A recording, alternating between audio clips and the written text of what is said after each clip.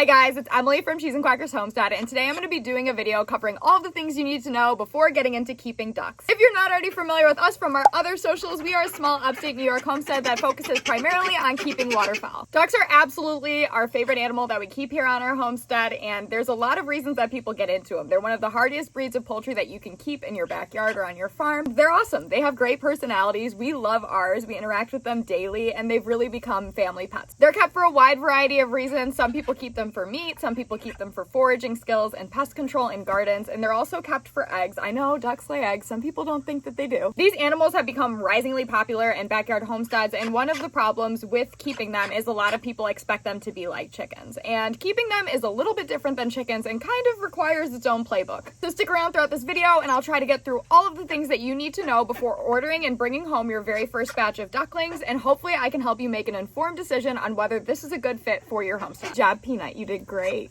Without further ado, let's get into it.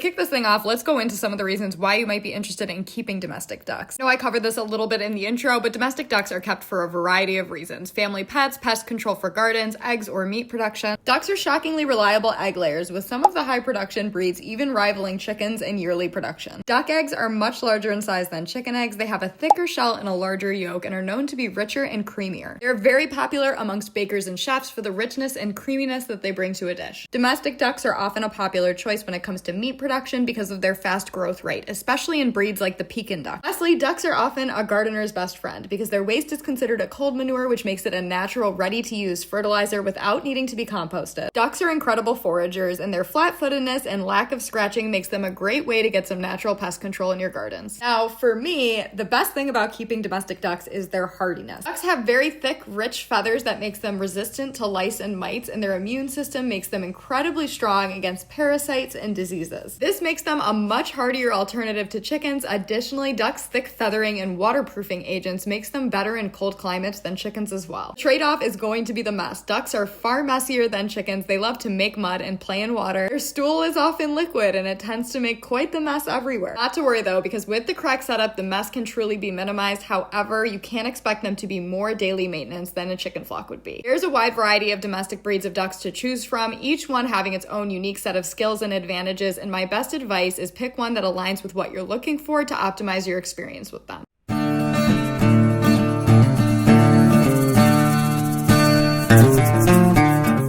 That shocks pretty much all beginners when they get into ducks is just how fast these ducklings grow. From hatch, it only takes about 5 to 6 weeks before you have a full-grown feathered duck that's ready to move outside. For those first 5 to 6 weeks of life, your ducklings are going to be living inside in a temperature-controlled environment called a brooder. Inside their brooder, they're going to need some form of a soft absorbent bedding that is not cedar because cedar is toxic. We'll need close access to a food and water source and additionally heat, whether it be a brood plate or a heat lamp. While your baby ducks are living cozy in their brooder, you're going to want to be prepared for the fact that they're growing up quick and they're going to need an outside enclosure ready to go. Ducks are very vulnerable to predation, with most domestic breeds having lost the ability to fly through selective breeding. Like chickens, ducks can see in the dark and don't always sleep at night, so you're going to have to make sure that you secure your ducks up in their coop in their secure housing for nightfall when predation is the highest. Domestic ducks need a minimum of 3 to 5 square feet per standard size duck and 2 to 4 square feet per bantam duck in the overnight coop. Ducks are ground sleepers and they don't use roosts like chickens do, so you're going to want some cozy, warm bedding in the flooring of your coop. The two beddings that we like the most for the waterfowl here are either pine shavings or hemp bedding. You can use straw, but you want to avoid hay as it's prone to molding. Additionally, no cedar. Cedar is toxic to ducks. Ducks are not skilled climbers, and you're going to want to avoid any raised designs that you would typically see with chickens. For ducks, you want a ground level coop. This is especially important for some of the heavier weight breeds that are prone to injury from falling. We're going to talk a little bit about predator proofing your ducks' housing. If there's any area of your property that you want to be safe for your ducks, it's where they sleep overnight. This is when predation is going to be the highest and they're at the most risk. While we want our ducks' area to be secure, we also want it to have good ventilation. So any ventilation openings will be covered with 1/2 inch to 1/4 inch hardware cloth. Do not use chicken wire. Chicken wire will keep your birds in, but it will not keep predators out. Having a floor is going to be the most ideal way to keep out burrowing predators. However, if you are planning on doing an earth bottom coop, you'll need to incorporate something called a dig skirt. It involves putting hardware cloth under the ground around the perimeter of your enclosure. Ground predators such as raccoons are very smart and they can figure out simple latch systems, so we like to set up multiple latch systems and also secure them with a secondary source such as a carabiner. Plan on keeping your ducks in a run, which is a dedicated area of outdoor space just for your flock, then you're going to want to make sure you follow the same predator proofing measures that you took with your coop. In your run, your ducks are going to require a minimum of 15 to 20 square feet per duck. This can be slightly less for bantam ducks, but overall you're going to want to give them as much outdoor space as possible regardless of size. I like to utilize hardware cloth on both the roof of the run and on the ground underneath our run, so we can make sure that we're keeping out both aerial and ground predators. Now, if you're interested in having a primarily free-range flock, the same spatial requirements apply. However, if you're interested in keeping decent ground cover, you're going to want to allow 100 square foot per bird.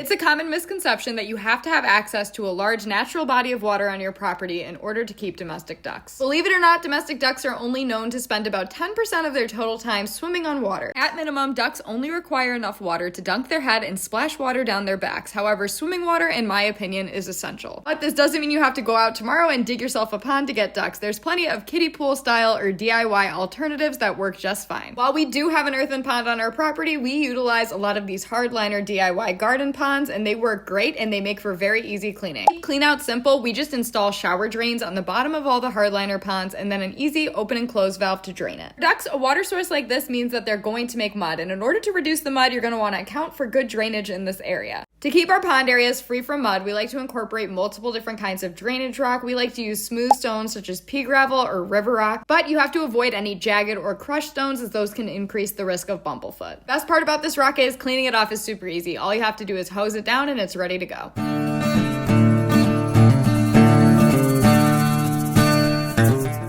Ducks are primarily fed using a high-quality, waterfowl-specific pelleted feed. Always ensure that the feed that you're choosing is age and species appropriate, as their diet fluctuates as they grow. In waterfowl especially, it's very important that their diet contains niacin. Deficiencies in niacin can lead to a wide variety of complications and in some cases even death. Waterfowl are very prone to choking, and their food should always be given with water close by, or sometimes I even like to serve their food in water. Only about 10% of their total diet should be treats such as leafy greens, fruits, vegetables, and mealworm. One food that it might shock you to hear that you're not going to want to be giving to your ducks as treats is bread. Bread is actually bad for ducks. It has no nutritional value and it can lead to them filling up on bread and not getting enough of the nutrients needed from their other food sources. Make sure you're familiarizing yourself with what foods are toxic to ducks and what other foods can be beneficial before you feed your ducks anything from your fridge.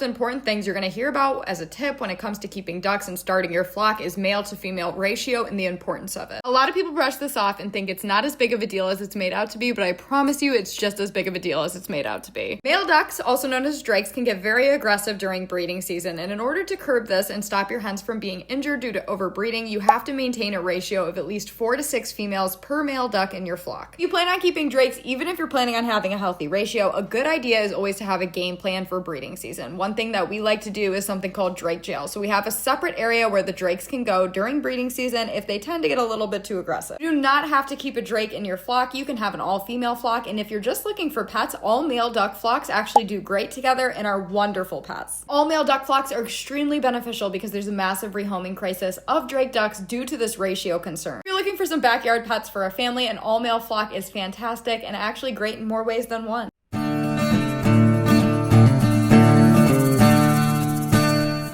We talked about earlier that ducks are a very hardy and healthy animal. They have an average lifespan of 8 to 12 years with good care. There are some common ailments that they can come across in their lifetime. The big ones to be aware of in your flock are bumblefoot, niacin deficiency, respiratory problems, and many more. Best thing you can do as their caretaker is familiarize yourself with the signs and symptoms and do as much preventative care as possible and learn how to treat appropriately. Access to an avian vet is ideal for veterinary care for these animals, but unfortunately, it can be kind of hard to come by. In many circumstances, you're going to be finding yourself treating many ailments at home. We like to always be stocked up on some of the treatment essentials so we're ready to go if any emergencies come up. I'll try to make a further video in the near future going over everything that we keep on hand.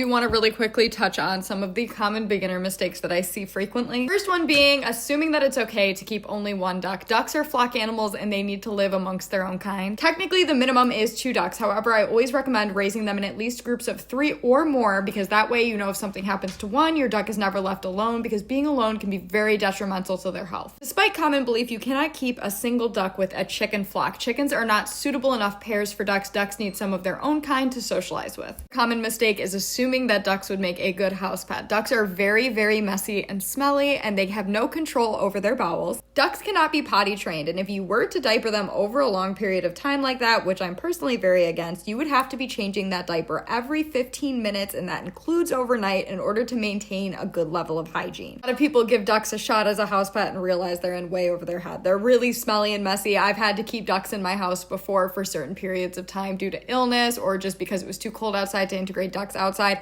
I promise you, I would never do it long term. Another mistake I would love for you to be able to avoid is selecting a breed that doesn't align with your goals. For example, if you're looking for meat production and you get yourself a flock of runner ducks, you're gonna be pretty disappointed because that's a very thin, very lean bird that's not gonna give you a very good meat yield. Another example, if you grab yourself a flock of call ducks expecting bountiful egg production, you're definitely not gonna be very satisfied with what you're getting. Lastly, and arguably the most important point in this section that I wanna talk about is assuming that domestic ducks are the same as wild ducks and they will do just fine dumped at your local pond. This is not the case at all. Hundreds of years of domestication and human intervention has stripped these ducks of their wild instincts and survival abilities. Many domestic breeds no longer even retaining that ability to fly that's critical for survival in the wild. Flightlessness and lesser agility means that dumped domestic ducks will quickly subject to predator attacks. Since domestication has reduced their foraging skills, they will struggle greatly to find food for themselves. They do not have the instinct to migrate, and in many cases, not even the abilities. Domestic duck dumping isn't only detrimental to the domestic breeds. It's detrimental to the wild species of duck as well, because hybridizing between domestic ducks and wild ducks can lead to flightlessness in some wild ducks, and it can be very damaging to those populations. For any reason you find yourself in a situation where you need to relocate your ducks because you're no longer able to care for them, you should check your local Facebook groups to see if anybody's looking for ducks. Additionally, checking with local farms to see if they have any need. Any options are better than dumping these ducks in the wild, where they will meet a very torturous end. Ducks are definitely not for everyone. They're a big time commitment. They live a long time and they require daily maintenance, so make sure you're prepared before getting your first batch of ducklings.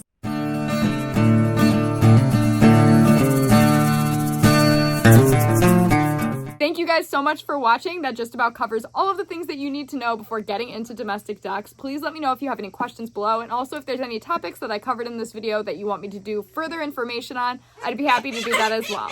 We hope that your journey keeping ducks is as wonderful as ours has been. And lastly, don't forget to like and subscribe for more homesteading and waterfowl content. That's all I got for this one. Bye guys. Say bye, Oatmeal. She did it.